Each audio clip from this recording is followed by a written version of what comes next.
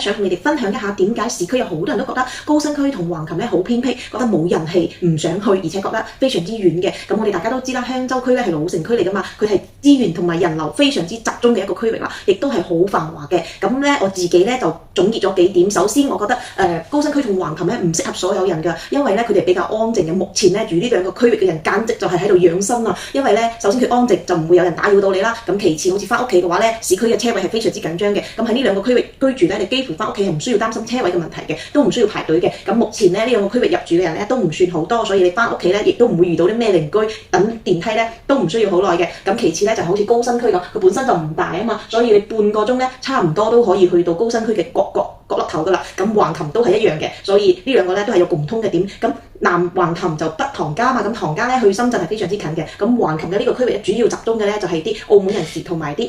外地嘅人士多。咁去澳門非常之方便啦，香港澳門。咁高新區呢邊咧就係去廣州啊或者係深圳非常之方便嘅。咁呢邊主要大部分嘅人咧都係高新科技企業嘅員工為主嘅。咁咧就證明呢個區域咧，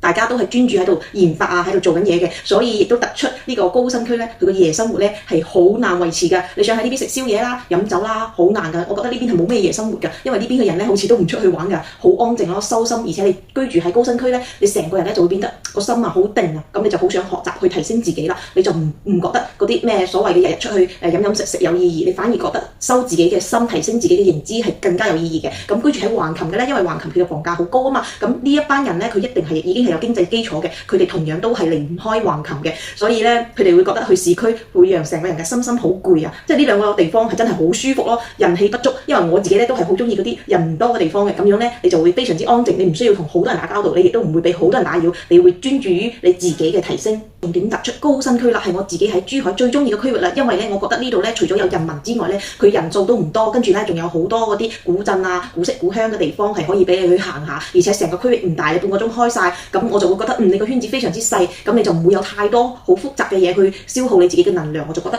好方便。因為佢呢邊咧你要海邊有海邊，要公園有公園啦，咁你要好多嘅配套都喺度慢慢咁實施嘅。就算呢邊滿足唔到我行個輕鐵快線15分鐘我就可以到而家嘅萬象匯，即係以前嘅優特匯啦。咁我開咗差唔多15分鐘又可以去到澳園啦。咁呢啲咧就係我自己嘅生活範圍啦。咁同時你要去到十字門都好方便，我半個鐘，因為佢唔塞車嘛，所以我覺得唔係所有人都住得到高新區嘅，因為住高新區咧好安靜㗎，好悶㗎。如果你係嗰啲心好燥嘅咧，好想出去玩去 rap 嗰啲人咧，你住唔到高新區㗎，你會癲㗎。跟住如果係你想靜心嘅、修養身心嘅，同埋咧你想即係好接地氣、提升自己、專注自己、比較文靜安靜嘅話咧，你住高新區你會超舒服，因為你會覺得你個精力全部都喺晒生活上面，而唔係喺嗰啲雜七雜八嘅事情上面。包括你開車唔塞車啦，等等好多原因。高新區佢嘅交通超級方便。首先咧有2個城軌站啦，珠海北站同埋唐家灣站。咁廣州嘅地鐵咧都係規劃延伸到我哋珠海去到廣州大橋嗰邊嘅。咁未來咧都係4通8達嘅。咁如果我哋要揸車去廣州、深圳咧，咁個高速路口咧都喺我哋嘅附近㗎，真係超級方便。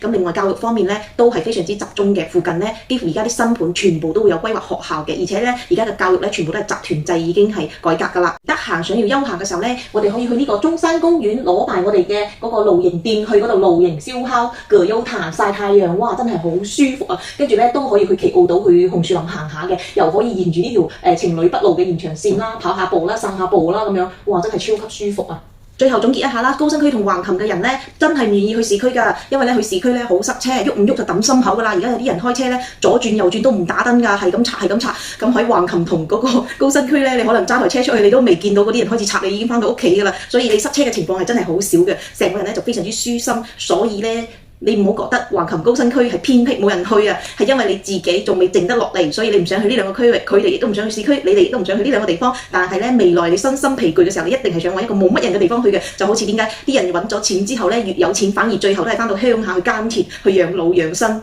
珠海嘅路網咧越嚟越完善啦，我以前咧冇辦法理解嗰條快線，佢下面一樣可以通行，但係上面要收費，下面唔使收費，時間都差唔多，咁點解要行上面咧？咁直到我而家咧個觀念係完全改變晒嘅，我只行快線，我會覺得哇，我已經好耐冇塞過車啦，但係一塞車咧你又頂唔順啦，因為你已經習慣咗嗰種好通暢嘅嗰種感覺，突然間塞住咧個心揞住真係頂唔順啊！所以咧其實我覺得住橫琴同高新區嘅人而家嘅身心其實都係好舒暢嘅，因為乜都唔使搶，乜都唔使爭，你食飯咧又唔使排隊啦，跟住又唔使話人山人海逼到好逼咁樣，我覺得呢啲先至係生活吧。跟住我而家無論出行去邊度都係行快線，因為快線咧佢雖然要俾錢，但係咧佢慳咗我哋嘅時間同精力，我覺得精力咧係錢買唔翻嚟㗎，係最寶貴嘅。咁目前咧珠海有邊啲地方係人唔多，跟住咧成個區域規劃得又唔錯嘅咧，我覺得高新區係我最中意㗎啦。咁橫琴咧都有好多人好中意喎，因為橫琴咧佢靠近港澳啊嘛，咁如果你係經常往來港澳嘅話咧，就非常適合橫琴；如果你經常往來廣州同深圳呢啲咁嘅地區嘅話咧，就非常之適合我哋嘅高新區啦。